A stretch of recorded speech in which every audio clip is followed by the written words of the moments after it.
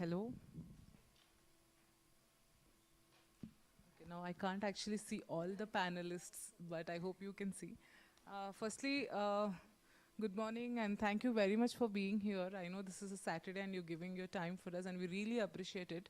And the room, although I'm mindful of the fact that the audience is lesser, but I think we really have audience who care.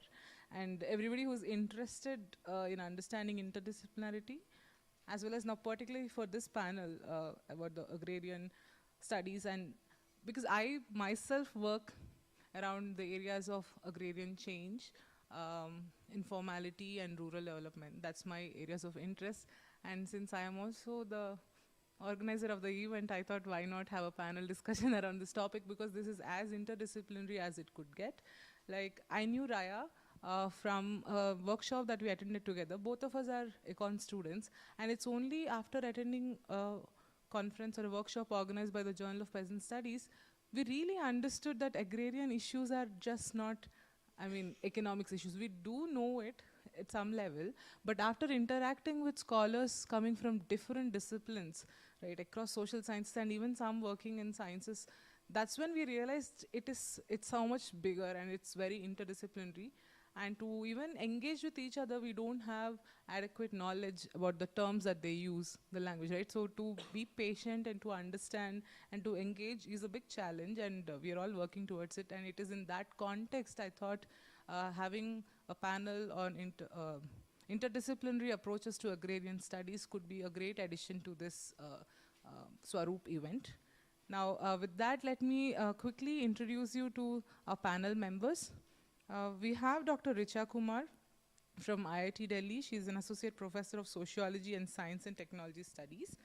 And her areas of specialization are sociology of agriculture, food and nutrition, and particularly science and technology studies. And I have read myself a lot that she has written on rural and agrarian policies. She is also a recipient of the inaugural Elizabeth Adiseshiya Memorial Award, New India Fellowship, and she's also core group member of the network of rural and agrarian studies. Right. And we have Vandana with us, who is also my senior at IIM Calcutta while doing PhD. And her teaching and research expertise also lies in political ecology, and she focuses on malnutrition, agriculture, nutrition linkages, sustainable development, and traditional ecological knowledge. And we keep on having discussions around degrowth and post-growth.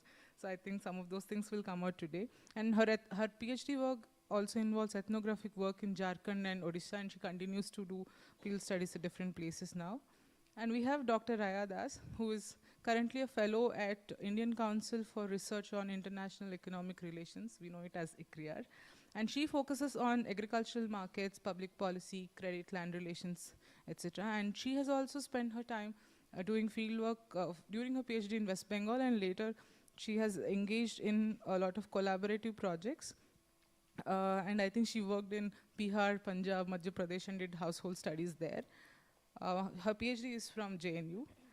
Then we have Ranjini Basu with us, and whose areas are political economy of agrarian studies, agricultural policy, rural and ecological transitions. And I think she's also focused a lot on agrarian mobilizations and food governance. She's even spent her time working with the United Nations Committee on World Food Security. She's taught as a visiting faculty at NLSU Bangalore. All of them have written extensively, are reading extensively about issues that really matter, and today I hope we get to hear at least some part of it and take these discussions forward. And now with us we have Shalini Singh, who is a journalist coming from a non-academia teaching research background, but she's also the co-founder of People's Archive of Rural India, which I'm sure all those concerned about agrarian issues keep following it.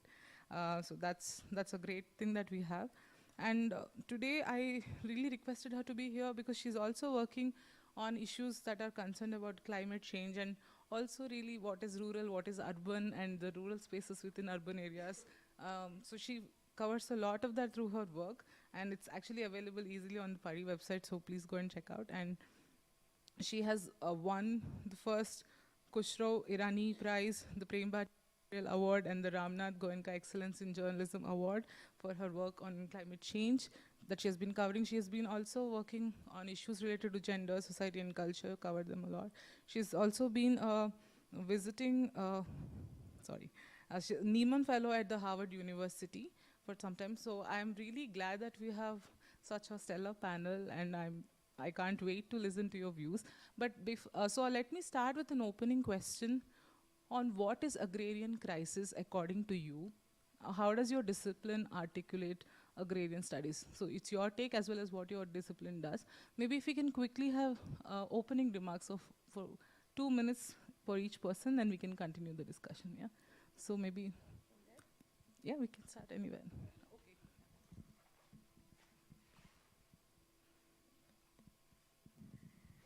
Hello, thank you, Ideas and Kranti, for inviting me to such an, very core of my heart, the interdisciplinarity of agrarian studies. And this, I hope that, I can contribute some of my ideas into this platform.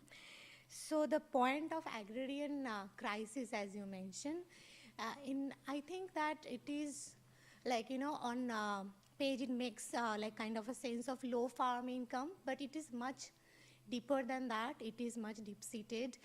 And if we see about the agrarian crisis in India, it is about the, rural wage precarity. It is not just agriculture as a sector, but how the rural economy is reproducing themselves.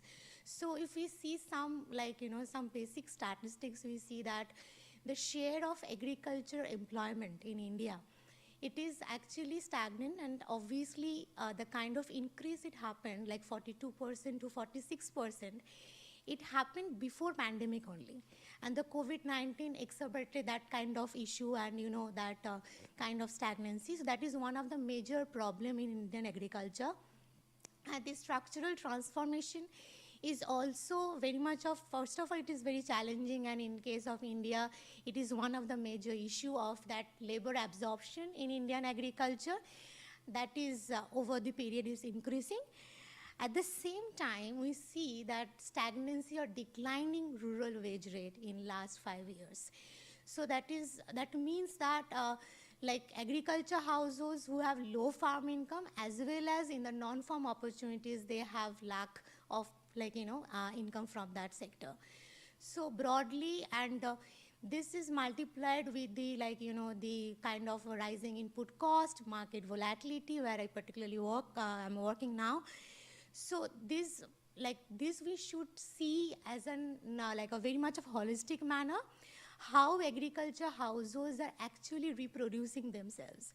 And the challenge of reproduction itself is so huge that is reflected in many ways, like the indebtedness, and the extreme form can be farmer suicides. So in my mind, I think agrarian crisis in terms of problem and the kind of a field practitioner, I can say the agrarian crisis itself is interdisciplinary, and now how you are looking into it, that depends on your own discipline. And I was talking to Kranti in that way. One of the perspective of looking at it in critical agrarian studies, which is actually, interdisciplinary in nature, and also which focuses on many kind of pedagogy, including like heterodox economics, sociology, and the class and caste dynamics and all these kind of things. So this is kind of a platform of critical agrarian studies which can be further come into the pedagogy of these these kind of platforms to understand in the agrarian crisis better. Yeah. Thank you, Dr. Raya. And it's actually a great place for me to build on what she said. I am trained as a sociologist and a historian, but as Kranti mentioned, my training has been in an interdisciplinary space called Science and Technology Studies. And part of the critique of the discipline of STS towards more traditional disciplines like, say, sociology, for instance, has been that when we look at, one can take many spaces, but if we stick to the example of agriculture, then our perspective remains very much centered around the human being, around the so-called anthropos, where even when we are looking through multiple disciplinary lenses, which is economics or sociology or political science, or even history, we the actors that are part of our story remain human beings. And so we certainly look at caste, class, and gender, or we look at economic questions, and they are very, very important to understand what's happening to agrarian societies today, not only in India, but globally. But we sort of are not able to, these disciplines do not have the tools to allow us to take nature very seriously, to understand that agriculture takes place in a physical geography, in an environment, in an ecology, and there are limits to what people can do in agriculture that are shaped and determined by the natural, I mean, they're called resources, but one can call them in many different ways through different kinds of framings and ontologies. Nature can be considered a completely different agent altogether. And so how does one analyze and understand the agrarian crisis, not just as a crisis of, let's say, social justice, if one can look at the caste, class, gender framings around it, which are really, really important, but also as one of ecological justice. How do we, I mean, a lot of the problems that farmers are facing today are precisely because nature is quote unquote hitting back. I mean, whether it's the pesticide treadmill, whether it's soil degradation, whether it's climate change and the impacts around that, we have this sense that through science and technology we can overcome many of these kinds of concerns, including climate change. There are all kinds of very interesting ideas that have been floating around, including blocking the sun's rays and throwing diamond dust in the air, and all kinds of ways to control and tame nature. And yet, farmers themselves who have been doing this for a very long time realize that agriculture ultimately is a performance of some kind. You can't really plan and control. You have to contend with what's happening on your fields every season, every day, in fact, in terms of agriculture being a true performance. So I think I'll stop here just in terms of my introductory remarks, but to make a case for finding methodologies and interdisciplinary lenses to understand how we can take on nature as a very important active agent in the process of producing this crisis, and how can we, in some ways, remove human beings from this pedestal we have put ourselves on, become more humble to understand how we can work with nature rather than tame or control it. Thank you. Thank you, Richa and Raya, for articulating the agrarian crisis. Now, I'll just briefly give you an idea of what my situatedness is. So I come from a policy background, but my training and my work lies in what is broadly called as political ecology, and builds a lot on how we are framing the ecological degradation and what are the impacts on human society. So mostly I think in the agrarian crisis discussion, when we focus more on labor issues or on wage income centric, and that's something that I've found that we miss out on nature, as Richa was just mentioning, but political ecology analysis helps to bring out what are the impacts of climate change or agriculture on, what are the ecological impacts. And also, one of the key focus of the analysis is on power relations, right? And the whole framing of ecological degradation is that it is the change in power relation which causes this ecological, degradation. So that is the additional layer. And to give a context of this whole discipline, it emerged in the 1970s when there was this awareness, a rise of awareness about environmental issues. But they were not really happy about the way these environmental issues were framed from within either anthropology or economics, right? So, which is why political ecology emerged as a field which gives, or it uncovers the political aspects. So it's basically, it will say that it is the power relation change that is creating these ecological degradation. Why? Because the people who are at the receiving end, or who are supposed to adapt to these climate change impacts, have no space in the policy making process, for example, right? So in my own fieldwork, for example, I have seen how the local knowledge gets marginalized. So for example, when we see that the soil is changing, or when the forests are changing, for that matter, the traditional knowledge, or there is no space for that kind of knowledge system to actually participate in how do you actually respond to these issues, right? And then, of course, the farmers are supposed to cope and adapt. But then this whole analysis of power as causing ecological degradation is something that this particular discipline at least tries to bring out, right?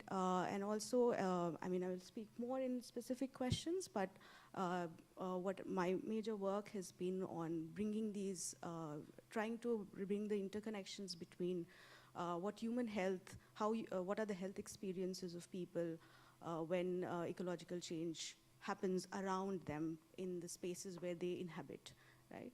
So maybe for the second round. Thank you so much. Thanks, Vandana.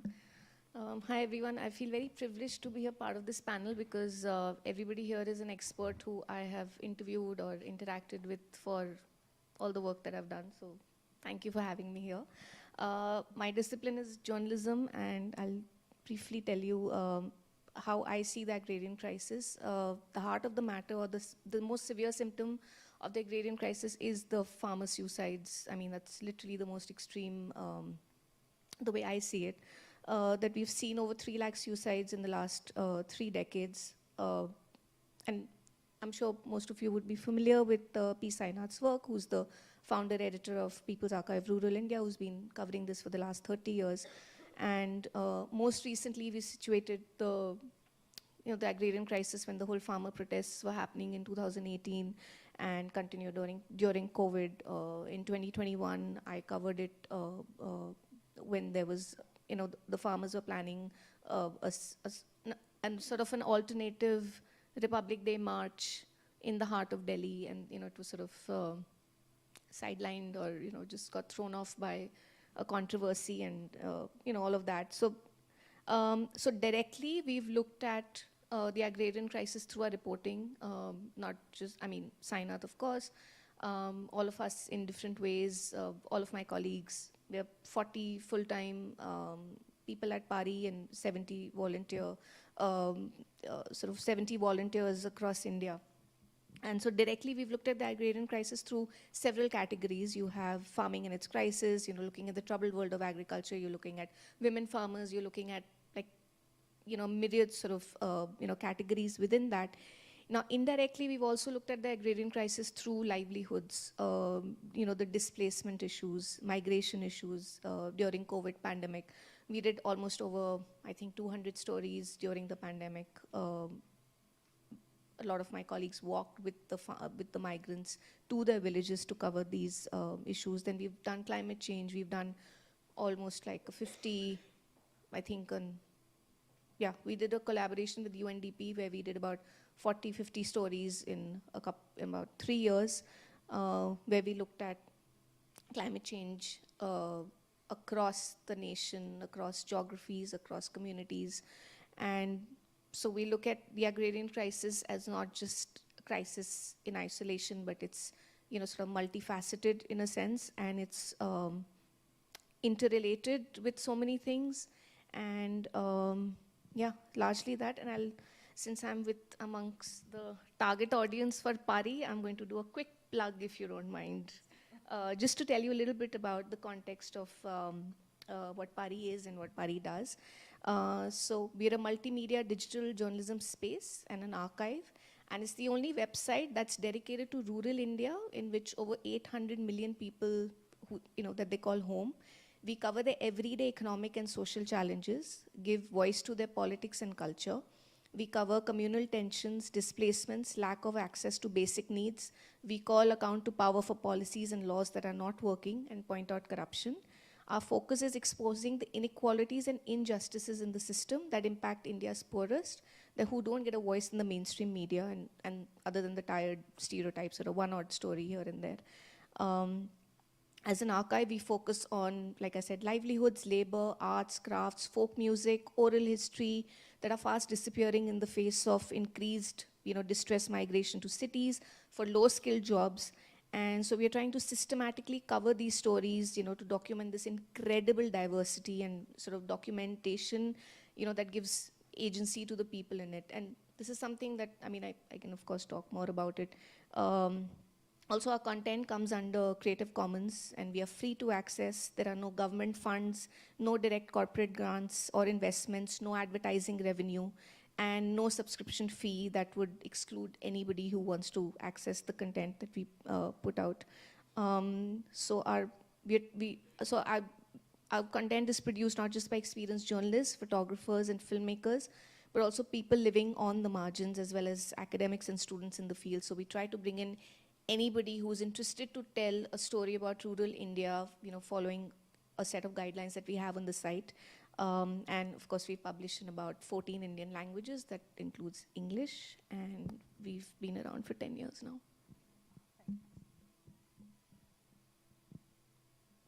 Yeah, thanks, Kranti, for inviting, and thanks to Ideas as a platform. I think most of the panel has reflected on agrarian crisis. I think taking, and each of them adds on to what agrarian crisis is. Of course, the contemporary phase of agrarian crisis, as we understand, is kind of traced back to the 1990s economic liberalization policies coming into Indian agriculture.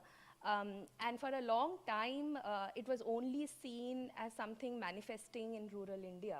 But we more and more, especially during COVID, for example, what Shalini was telling, the manifestations are now kind of seen across, the thousands of migrants walking back to the villages was also a manifestation. So agrarian crisis for me, I would say that it is not just now restricted to rural or agrarian economy, but has to be seen within the larger context of a jobless growth, Indian economy, status of Indian economy, and in all its kind of holistic economic situation within. And the repercussions of that are also not only restricted to the economic conditions of people, but also in the social relations, as was pointed out in relations of reproduction, how things are happening. But I would also say, I would try to, I'll want to bring back, a bit of the historical lens to this, that the agrarian crisis in India and overall in the global economy, when we study or try to understand the agrarian, I think it also has to be situated within the historical processes. Unless we take the processes of historical oppression, the lenses of caste, class, gender within of our understanding of the agrarian crisis, I think we're missing a point, a big point that and that is how I come into my disciplinary training into this, is unless we take a differentiated lens of looking at rural India, that it is not just one farmer or a populist take on the agrarian, rather that the agrarian or the rural is also differentiated. And my training in being, I've moved from disciplines across my academic training, but the framework that I work with is agrarian political economy. And in itself, like Raya was talking about, the critical agrarian studies, agrarian political economy is also by itself an interdisciplinary kind of approach, a framework. And it also looks at social relations of production and reproduction, and also equations of power relations in rural societies. And it has a longer background going back to not just theoretical debates, but also political debates. It is a very political kind of framing of the agrarian. So my point being, and I'll end with this, is that I think my add-on to this is that the agrarian or the agrarian society, the agrarian economy, as well as the agrarian crisis, has to be seen from a differentiated lens. And that is where the agrarian political economy framework comes very handy. Thank you very much. So this is again very, very diverse way of looking at agrarian crisis, and everybody is going deeper and looking at it. And for instance, for journalism, if we do not have the news that is coming every time, we don't even know how to follow anything that is happening. Right? We can't keep sitting and waiting for the journal article which you submit today and comes out maybe 2 years, 3 years down the line. So, but our quick access of really understanding what is happening and anything is through some of this. So, thank you for that. For round 2 of questions, I was thinking that I'll pose specific questions to your area, and maybe I'll start with Dr. Richa. It is interesting when you mentioned that applications of science and technology. So if you could elaborate on how it could actually provide a solution to the larger agrarian crisis the way you defined. Maybe 3 to 4 minutes, yeah. You can speak. No, please speak in the mic because it is recorded only if you speak in the mic. Yeah. Maybe I'll possibly flip the question around a bit, or maybe convert it to ask whether there is actually anything that science and technology can do to help solve the crisis, not just what. There's a very nice book that came out a couple of years ago after COVID by Professor Glenn Davis Stone called The Agricultural Dilemma. And it's a fantastic take down in some ways of the dominant industrial model of agriculture.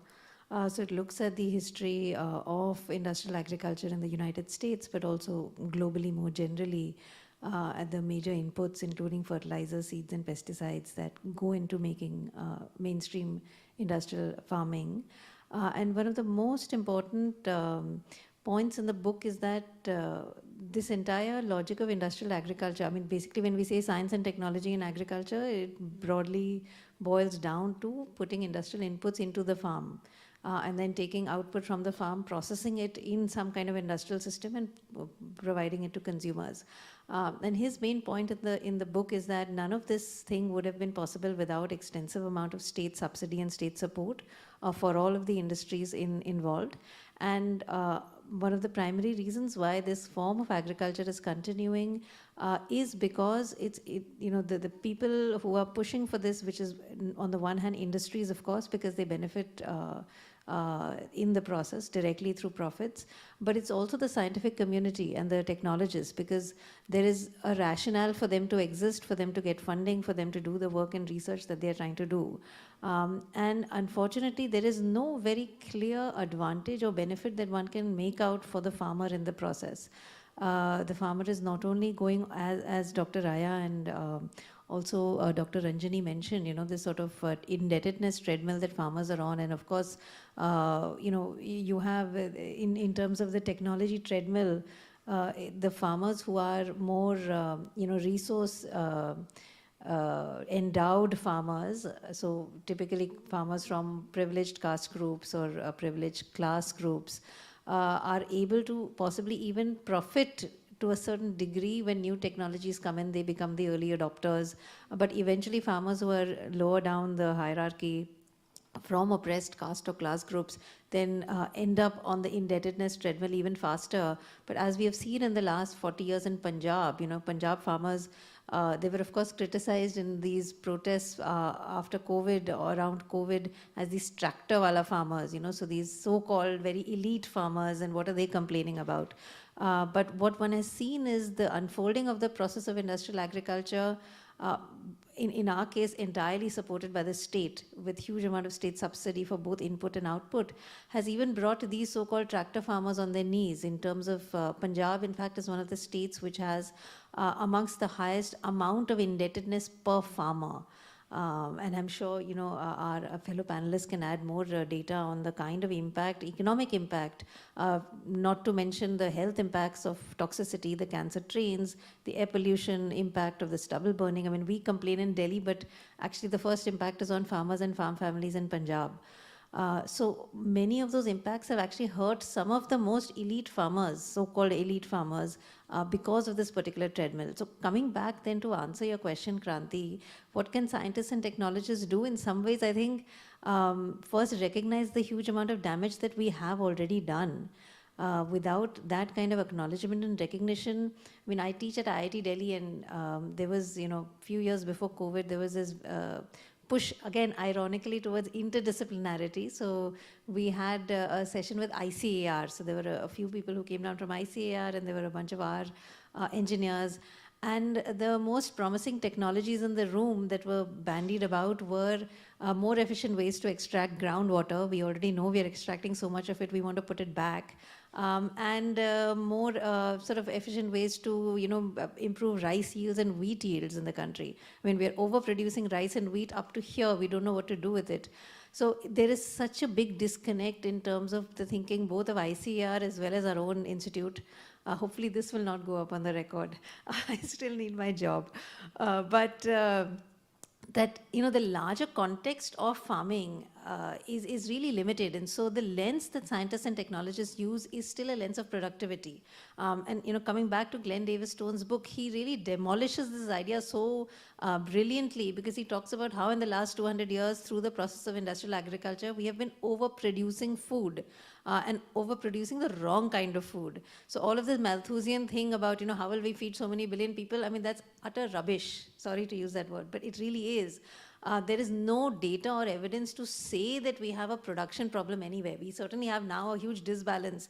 We're not producing enough dals, we're not producing enough oil seeds, we're importing all of that. We are, destroying our rainforests in Assam and the northeast to grow more palm oil, which none of us ever ate historically. So we're messed up in a variety of ways, but the problem is not lack of productivity. The problem is a whole host of other things. And so unfortunately, when scientists and technologists are only looking at agriculture from the lens of productivity, what are the solutions? It's drones, it's sensors, it's AI, it's apps, it's agri-stack. All of this is again meant to facilitate a monoculture form of industrialized agriculture. None of these technologies are suitable to alternative ways of looking at farming, which would require mixed cropping, polycropping, natural, organic, agroecology based. But those spaces are too complicated. And to use James Scott's term, illegible to the state. And so technology facilitates more legibility in very standardized ways. And, we can also talk about this. I realize I'm sort of running over time, but I would like to also have a little bit of a discussion on urban and food spaces and how we look at standardization and technology as urban consumers when we think about food. But broadly speaking, for scientists and technologists to be meaningful at all in this debate, they need to think about how do we work with nature instead of trying to tame and control it. The entire approach of taming and control is a very, very problematic approach, but that is the fundamental approach justifying the very existence of science and technology in some ways across many of these disciplines. I'll stop here.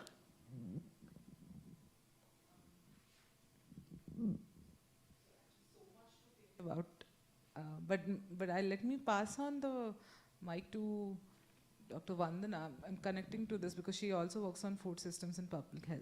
So, and what can you elaborate, Vandana, a little bit on the divide between production and consumption of food?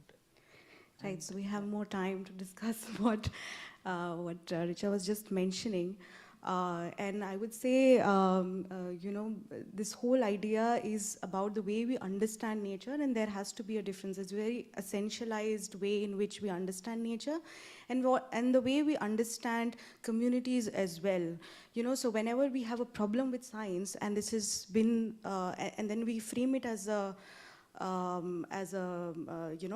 difference between what is modern and what is traditional. Right? So when science has not given a solution, we run back to the indigenous communities to look for solutions, right? What is happening there as well is that we're also marginalizing the way they have understood these technological changes.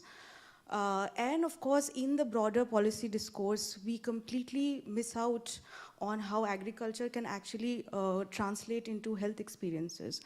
And there I would want to just point out a couple of things, because my whole journey started with looking at malnutrition as a problem, and then it became a political ecology issue and analysis, because what I found was there was a direct, from what I observed, there was a direct relationship between the way the nature of forest, the way the farms are changing. For example, most of our farmers, especially the indigenous farmers, are small farm holders, and they're all subsistence farmers. So what they grow is what they eat as well, right?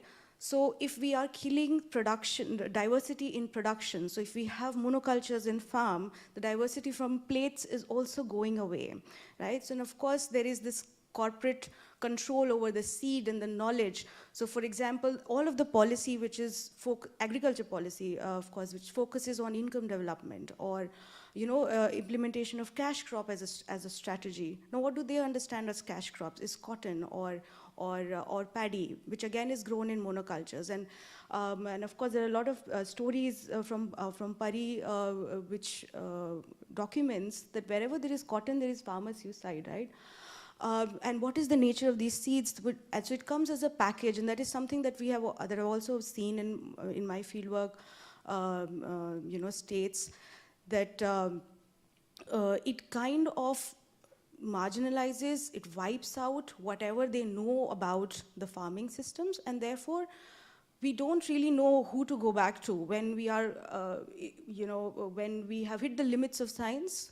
And we now know that this is what science has given us. We are of course frustrated, and so we go back to traditional societies. But there also the kind of changes in the way policy itself has marginalized the space of knowledge is something which is an important thing to talk about. So my whole work was on highlighting the health experiences. So a lot of these policies, the agriculture policy, the forest policy, and in fact, even the education policy.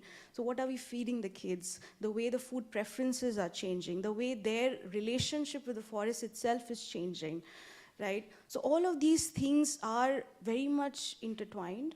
And these add to the ongoing, agrarian distress. So yeah, I mean, this whole, and yeah, I'm kind of missing out on, because of the time crunch. The other thing that I would want to highlight is the way our databases, the way we collect data about either agriculture or malnutrition in this country. So we don't have large databases where we can actually do an analysis of what happens when agriculture change to the malnutrition outcomes. So either it is, be it NFHs or it is NSSO, we don't really have all these indicators to do that large-scale empirical analysis because we don't look at agriculture. So agriculture will not look at, won't be bothered about malnutrition as an issue. And nutritionists or people who look at food or shape the nutrition policy will not look at what is going on in the farms or intervention, what is going on in the farms. So therefore, this disconnect is something that I feel is one of the major problems in the agrarian distress. And to sum it up, we have to start questioning how we understand economic progress or development and how we are creating certain either agriculture or health issues in this dominantly accepted pathway to progress, right? How do we envision development, and then what is going on that path to development is something that we need to start looking at, start questioning. Yeah. Okay. Thank you. So then, taking it from both of your points, maybe I'll ask Raya now to just talk about, see, we are talking again about the agribusinesses, agricultural markets, and how businesses and state together are probably dictating the dynamics of everything that is going on, production as well as consumption, right? So maybe, Raya, if you can let us know about, are there any alternatives for effective production and consumption planning, or what do you see on? Yeah, so like drawing from both the speakers, so basically if we look at the agriculture market, so from the production side, if we talk about the major thing, that minimum support price, there are like many farmer protests around in that area. So it is itself the purpose was to give them a minimum floor price, and somewhere that has become maximum selling price, because only 10% of agriculture households are actually getting minimum support price in India. So, and also there is regional and crop bias.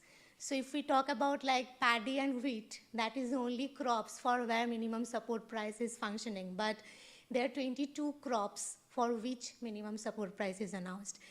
So that includes what Richa was mentioning, that our kind of so-called Atmanirbharata regarding pulses and oilseeds.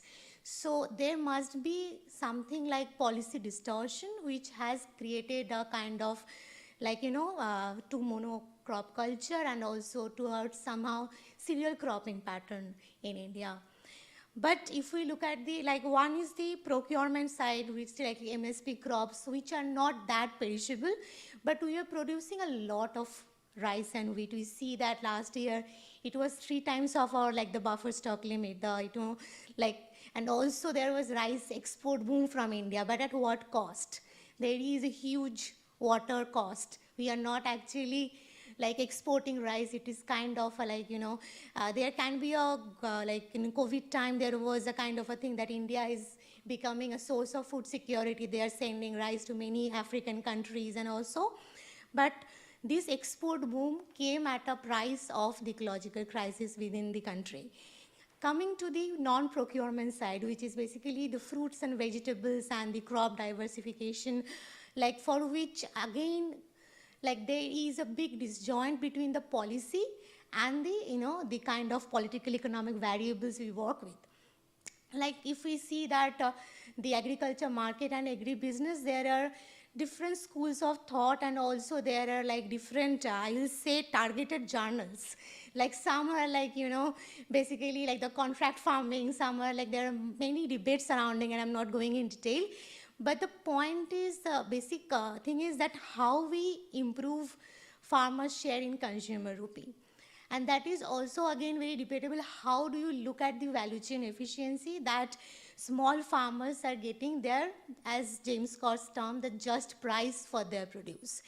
So I think that it is important that we include the, whenever we are discussing about market access and the pros and cons of contract farming, it should be looked at from the class caste dynamics part of it, and we should include all those variables, not just for research articles, but as also at policy level. Just give you an example, which Richa was also mentioning. We did a cluster analysis of the repayment capacity and the income of the households at NSS region level. So Punjab came at low repayment capacity and high income zone. Whereas in West Bengal, it is low repayment and low income zone. But the output is same, it is indebtedness. Some form of it obviously depends on your consumption expenditure pattern and how do you what is the distress situation and level. But we did a study with Punjab Farmer Commission on the farmer suicide households. So it was mixed method research design. It was 400 farmer and the farm labor household suicide. So seeing the pattern and their life story and what was the cause and factors behind it, the finding was something towards that it is related to the consumption expenditure, the health expenditure. Also, it is again interdisciplinary nature. It has the in Sangrur Bansa area, the water level going down. So again market is responsible. In that context, if you talk about anything related to minimum support price, that is the only resort for them to give them that kind of security that they have a secured income sources from farming. But the other states of India, particularly eastern states where my PhD is from, I did the primary survey there, even it has a large farmer biasness for getting even the minimum support price. So I think the policy needs to be relooked from the perspective of class and caste dynamics. And regarding the value chain efficiency and all these things, it is a matter of question now that can the cooperative model work in India? Can small farmers, there are many examples from African countries, in Japan, in Indonesia we saw, but other than Amul cooperatives, the way the dairy sector was actually the farmer share in consumer rupee for dairy, it is 75 to 80%. But for fruits and vegetables, just 30%. So can we do that? And can FPO model work? Those are the research questions I think needs to be relooked to understand the agri-market crisis in India. Thank you. Thank you. I think then I'll proceed to Dr. Ranjini. Sorry. This is so important when we are talking, and it leads to the models of food governance that we actually have, and how are we managing all this, right? So I would ask you maybe, and if you have time and if you would like to, maybe also talk a little bit about the land structure, the land relations, and how all these are interconnected. Yeah, thanks. And thanks for the responses because it gives the opportunity to build on them. So I think, yes, there's a lopsided nature to how agricultural policy has been framed and how, it gets adopted and how it gets adopted, and then the whole issue of the political economy of agriculture and rural households, right? Firstly, starting with the issue of land, let's say, so I also, the way I have come into agrarian political economy, agrarian studies, is through participation in village studies across India. I have been a long-time collaborator with the Foundation for Agrarian Studies, which is based in Bangalore, and that gave me an opportunity to visit villages across states. And something which is common across these villages and across regions is the vast diversity or the disparity and the inequality in the landholding structures, right? If you see the, the top 5% or 10% of households owning more than 50% or 60%, in some cases, in some villages, it is up to 90% of the land. Whereas the bottom 50, which is the manual worker households, if you see, they are mostly landless households. Related to this structure is then how the agrarian crisis is manifesting, right? Because land, we know, is the biggest asset and controls a lot of power, and as a asset which controls power and social and reproductive capacities. So in this scenario, in a situation where profitability from agriculture has been declining, those who have land at least are using this to give out as tenancy. So if you see the levels of tenancy, they have constantly risen since the 1990s. And this is a trend that we are seeing. So taking a very concrete example of Punjab, because Punjab came up quite many times in the discussion, and something that my present project is also on Punjab. The recent news that you have seen about the immigrants coming back, right, from the US. If you go to, of course, Punjab is also very diverse, regionally diverse, and there are different regions, and they differ from each other. But general trend is that those who have land are now giving up on that land. Either they are selling it off, or they're putting in tenancy and then leaving, because agriculture is not giving as much as profit as a land contract. Yearly, annual contract would give, right? But then what happens to those people who don't have land, right? This is a question to be asked. And also this tenancy market, again, is also perpetuating inequalities. There are big tenants coming up, right? There are, in some regions, Dalits households are getting access to land, but they do not have the means to do the cultivation, right? So different patterns are coming up. So I think unless we take these fundamental issues of land distribution, of land inequality, and inequalities based on caste, class, gender, as we were talking, from the historical lens, and there is no there's no solution to these fundamental issues, then whatever agriculture policy is kind of brought in, they will manifest and they will keep on reproducing these issues at the core. Just to say that, something that was kind of talked a lot about, cropping diversification, issues of why people are taking up monoculture and things like that. One thing, and also we were talking about a lot of groundwater extraction, something which is related again to my project. So the present postdoctoral project, so that's why I wanted to intervene a little on that, is that we have to see how agriculture policy regimes have also shifted. You know, if you see since 1991, public spending on agriculture, and something Raya can also say because she's worked on something on a similar project, that agriculture spending has gone down. And this has a direct equation with expansion of groundwater extraction, because your investments into canal irrigation, on surface level irrigation, which by their nature are communal, right? There's a canal passing, so everyone has access.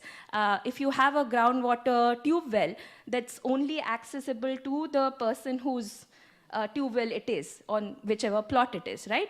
So as a result, the investment decreased in surface irrigation, which moved towards groundwater, more groundwater extraction, and that is a consequence of something that we are kind of seeing. Punjab is facing, most of its blocks are under, highly extractive kind of state. So I think that, so on these two grounds, is that these fundamental, issues of historical inequalities that have not been taken care of through agrarian reforms, through land distribution, those have never been taken seriously by, the political discourse.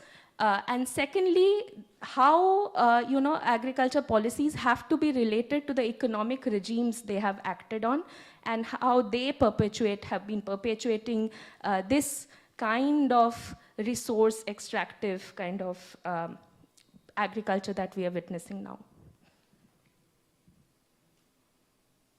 Thank you for that. Actually, so just mentioned maybe we don't have a solution. I was just thinking maybe the solution is not just at the policy level. Maybe solutions are also very much political. I don't know. And going forward with Shalini, now I will ask you, who are the vulnerable communities in all this process?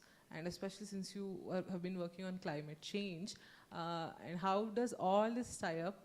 And what are we academicians missing to see? I mean, what should we probably look at, right? So you want to play the screen? I'll just speak a little and then. Yes, yeah. So my work on climate change in Delhi has a bit of a personal stake, because I'm 44 years old, and till a decade ago I didn't know that we have a river in Delhi, and going by the way the Yamuna has been treated in this city for the last 40 years, it's really not a river. And I had to refer to history books to find out that 40 years ago, in the Okhla Barrage, which is 3 kilometers from my house, you had dolphins and tortoise, and there was boating, and there was fishing, and there was swimming in the 1970s. And I said, this is like straight out of like a science fiction story. Like, I feel cheated as, now a middle-aged person, citizen of this city. I feel cheated of something that was, a very much a part of, the city. So that's how I was personally invested in doing the stories that I did in 2019. In fact, the river was considered the lifeline of Delhi. I'm sure all of you would know, during the Mughal times, it was considered an art form, the way the water system was designed. And so basically in 2019 at People's Archive of Rural India, we embarked on a nationwide coverage of climate change, where we collaborated with UNDP. And I spent a better part of the year researching and reporting on the lives and the experiences of the remaining farmers and fishermen of Delhi. And the first question I get asked is, there are farmers and fishermen in Delhi? Like, really? And I said, yes. I mean, I think about 5,000 to 7,000 farmers now, going historically from the time of independence to now. These are the remaining numbers. And fishermen would be around less than 100 today, compared to like over 1,000 during independence. So you're looking at decimating communities over the last 4 decades. And the very fact that fisher folk are disappearing from a river means that the river is dying. And hence, just these symptoms tell you what really, the problem is. So basically the idea was to do the stories through the lives and the livelihoods of the most vulnerable communities was the fact that the communities most impacted by climate change are also the most aware of the realities of what these impacts are. And we were trying to, and it was a very complex process which we were trying to sort of break down for anybody who's reading these stories. And this is something that we felt that even people like us who did not know much about climate change till we started working on them, is that a lot of the discourse around climate change, issues like climate change, are in these silos of jargon and technical language, which I know are important to the disciplines, but they also keep out people who might want to understand these issues. And so I feel that as journalists, as reporters, we try to be a bridge between what the technical knowledge is, what's happening on the ground, what the policies are. So sort of trying to decode, let the technical folks know this is what's happening on the ground. And then, for the people in policy to tell them that, this is how, this is what's happening, these are the issues, and sort of, so that's broadly the kind of work that, we try to do when it comes to climate change. I'll just quickly give you a statistic and then we can go into the video. The length of the Yamuna River, which is also the longest tributary of the Ganga, is 1,376 kilometers. Of this, just 22 kilometers or 1.6% flows through the National Capital Territory, and nearly 80% of all the pollution in the Yamuna today is caused by Delhi alone. So 1.6% of the Yamuna causes 80% of the pollution in the river, and this is, the NGT, the National Green Tribunal this is what they say. 40% of Delhi has no sewer connection, which means that waste and excrement is simply dumped into the river. There are over 50,000 industries operating illegally in residential areas whose effluents also go directly into the river. So these are all figures from the National Green Tribunal. So yeah, there's a lot more, but I'll quickly sum it up for you in a 1-minute video, which I shot of a farmer on the Yamuna, in the Yamuna floodplains in 2019.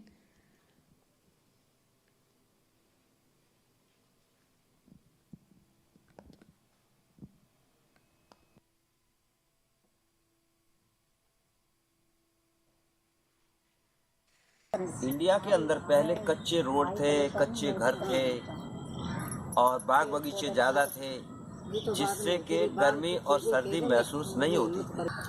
अब ठीक है, concrete तो बना दिया, लेकिन पेड़ पौधे कितने कम कर दिए। पहले बर्फ यहाँ थी, आज वहाँ कैसे पहुँच गए, उस पर्वत पे कैसे पहुँच गए जो हम उठा करके देखते थे, आज वो हमारे को दर्शनों के लिए दूर से नजर आती। तो इससे फर्क पड़ता है। हिमाचल में जो चीड़ की लकड़ी पैदा होती थी, सुगंध उठती थी वहां से, आज वो पर्वत जो है सूने खड़े हुए, बिल्कुल सूने हैं। हमारी ससुराल मथुरा के अंदर है, उसमें कम से कम 50 पेड़ थे नीम के या जामुन के या आम के। आज उस गांव के अंदर एक पौधा नहीं मिलेगा। मैं खुद देख करके हैरान रह गया। गया था मैं भी साल भर पहले, जब देख करके हैरान रह गया। क्यों इतने इतने बड़े काट दिए, किसके लोभ से? एक जगह के लोभ से और पैसे के लोभ से। तो हिंदुस्तान ये अपने आप बर्बाद हो रहा है, क्योंकि अपनी सोच से यदि पेड़ पौधे लगाएंगे तो इनको पानी भी मिलेगा और अन्न भी मिलेगा। अगर ये चीज इन्होंने छोड़ दी तो कलयुग का वर्णन पढ़ना रामचरितमानस के अंदर, उसमें लिखा हुआ है कि आदमी दो ही प्रकार से मरेगा, ना झगड़े से मरेगा ना रगड़े से मरेगा। एक भूख से और प्यास से मरेगा, दूसरी तीसरी चीज कोई बीमारी भी नहीं होगी, लेकिन दो ही चीजों से मर जाएगा।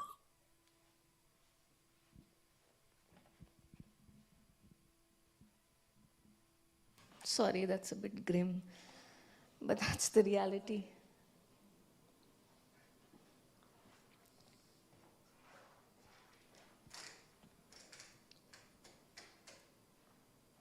Yeah, I don't know if you guys want to hear some more grim statistics.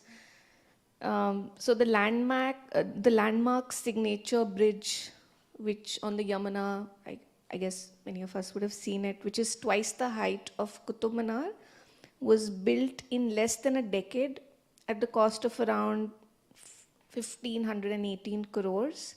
And the amount spent in cleaning the Yamuna since 1993, almost over 3 decades, with no success so far, has been over 1,500 crores. I think that's half of the figure that I've gotten. So,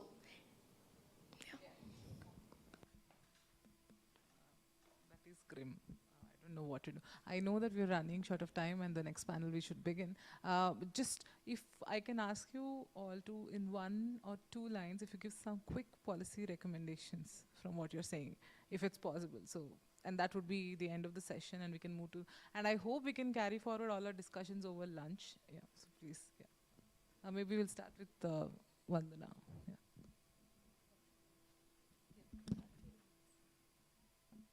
You want 2 lines? So maybe keywords. Yeah. 2 keywords. It's maybe interconnected policy making. Like we're talking about discipline, interdisciplinarity, maybe we should have more collaborative policy making. I mean, I see Forest working on some agenda of conservation, throwing people away from their habitats, agriculture focusing on income and not looking at nutrition giving them I don't know, supplements which are procured in faraway markets, and then their old farms are changing.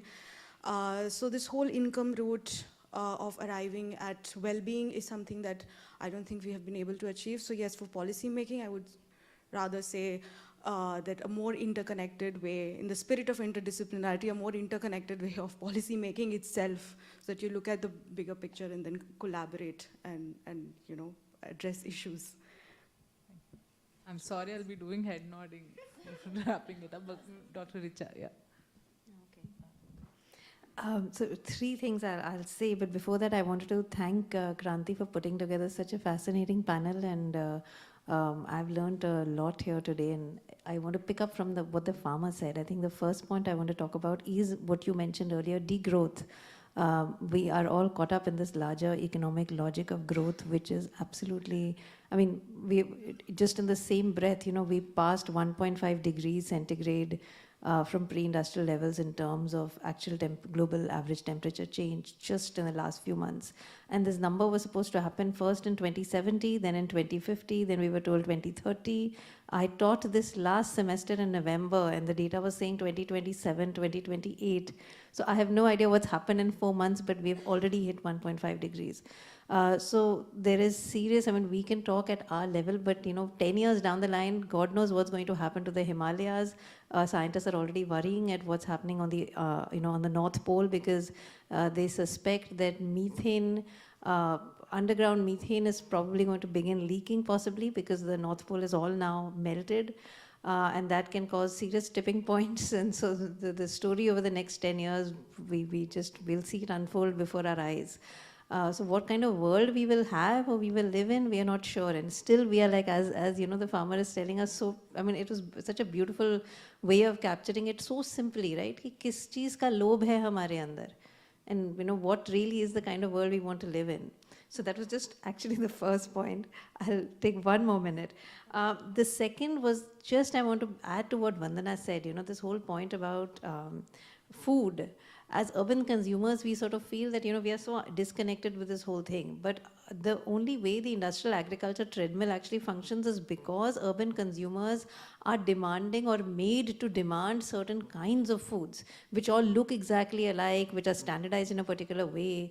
And that is how, you know, going back to Raya's point about these supply chains, I mean, contract farming works, for example, you know, you have that Lay's chips, and so that FL2027 potato that PepsiCo has patented, that's the one it wants farmers to grow. That's the one that will get your absolutely round size of the chips with the perfect texture and flavoring.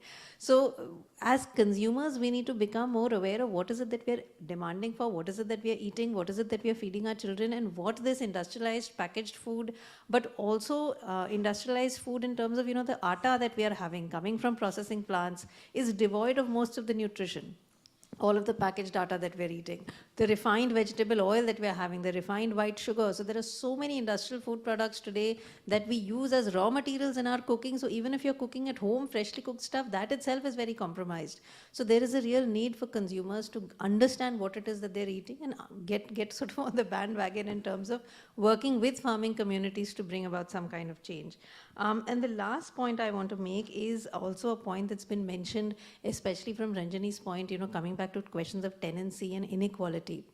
You know, there is now a shift, growing shift, both at the highest levels of policy, although maybe perhaps much of that is really rhetoric, but also on the ground of farming communities trying to move towards agroecology.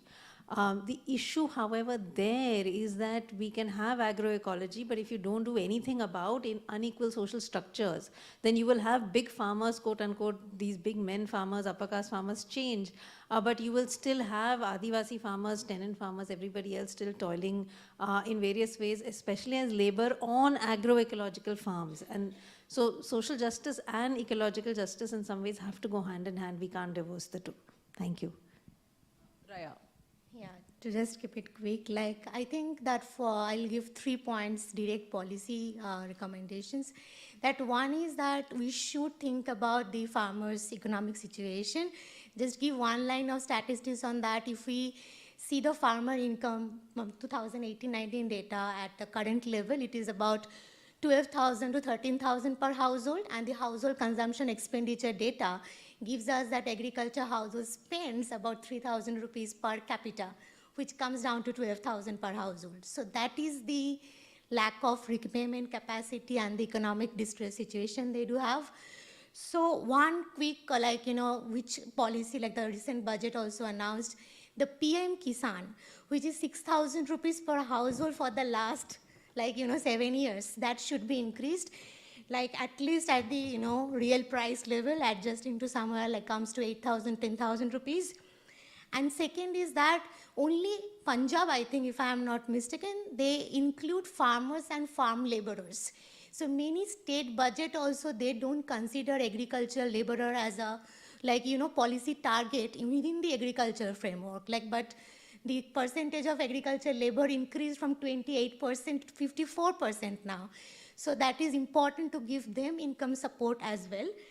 And third would be we are talking about the market platforms, but we really don't know that, maybe at some state level there are framework for contract farming, but in reality it is expanding. So it is important to understand the repercussion of it, as Richa was also mentioning. In my field also I have seen that farmers have to cultivate Atlanta variety for McCain. So, but they don't have any open market for that kind of commodities. 40% is discarded produce.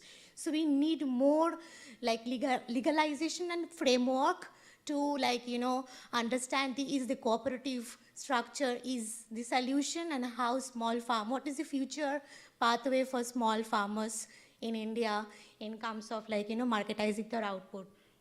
And last will be the recent we worked one thing with University of Illinois on post-harvest loss. As we are discussing about the production and consumption gap, 30% of our production doesn't reach to consumers. So we need real infrastructural development, and there the region is also very important. Even if the contract farming is happening, it is going to the agriculturally developed village. It's not going to the arid village. So the government's part, they should expand the infrastructural development, road density, and also the post-harvest value chain, more cold storage and all these things to reduce these post-harvest losses and increase farmer share in consumer rupee. Thanks. Thank you. Shalini, 2 lines, please. Yeah. Firstly, I want to congratulate you and appreciate this, the idea of the panel of bringing together, people from different disciplines. I think it's such a great idea because as a lot of us working, on the field, we are able to share and, exchange the information, that we find with, folks who are in policy or, in research and analysis, and the questions that may come up, from you guys, we can take to the, sort of inform our reporting. So I think it's a great idea. And since I gave you a lot of grim statistics earlier, I'll just put a line of hope. I think the way I would see it from sort of a broad canvas is to imagine the kind of future we want in the next 20, 30, 40 years from now. And not just for ourselves, but for our future generations. So, and work backwards from that vision. And so if we say that in a globalized world today, if home is everywhere on the planet, then to reimagine its future, we have to start at home. Ranjini. Thanks for organizing this panel, of course. I'll just make 2 points quickly. And first is an example. Again, going back to Punjab, because that's the most recent field work and that sticks to you, right? So the government has introduced a DBT, right? A direct beneficiary transfer of MSPs, saying that we will directly transfer the money to the bank accounts of the farmers, whoever comes to sell their produce at the food grain mandis, right? And this they are doing because they want to weed out the commission agents, the artiyas, right? People who have been following the farm protest, artiyas are spoken about, and they are seen as, these profit-making intermediaries, right? But on the ground, if you go and if you see what the DBT is doing, you would, government would be projecting, okay, we've introduced DBT, solutions have been provided, now farmers are getting their incomes into their hands, right? But if you see, especially the smaller farmers, the resource care farmers who has to, loan in money to even go with the production cycle for that particular season, still has to go to the artiya or the money lender or the commission agent, right? So now the artiyas have started giving out their loans depending on the amount of land they have, okay? Or they're keeping their passbooks, bank passbooks with themselves. So whenever the DBT happens, they have to actually come and, it's almost like bonded, kind of, yeah? So I'm saying that these technocratic solutions that are being put out, especially now with DBTs and a lot of Aadhaar-linked solutions, on ground, because of the core inequalities that we were talking about of land holdings, of asset holdings, on caste lines, class lines, and things like that, till they perpetuate, no solutions are going to work, okay? And secondly, the second point that has not come into this discussion, something that I just wanted to bring up because something that I have kind of also looked at is on international trade. So we were talking a lot on food security, on procurement, on PDS and things like that. Given the global structure of an export-oriented agriculture, the World Bank and the WTO and things like that, there's still a big gap between the global north and the south. So we cannot leave behind the question of food security, of food access, as we saw during these crises that emerged, the COVID crisis or the Russia-Ukraine war. For example, the food crisis that emerged, countries who are dependent on imports, the net food importing countries, especially from the developing, world, really, there was a crisis of food, right? So we cannot leave behind these larger global equations out of the picture when we are also discussing national policies and domestic policies. Yeah, maybe even think of food sovereignty as a concept itself. Okay, so I think we are done and we don't have time for Q&A, but taking it over. One line, so I think just paraphrasing all this that have come together, I think we should think about how the rural economy reproduces itself and be mindful of the blurring of rural-urban spaces and keep an eye for the vulnerable communities that are there. Bring the agency of people, bring the power analysis and a differentiated lens together, and to sum up with Dr. Richa's line, that recognize the damage that has already been done and maybe begin there. So thank you very much for being patient with us.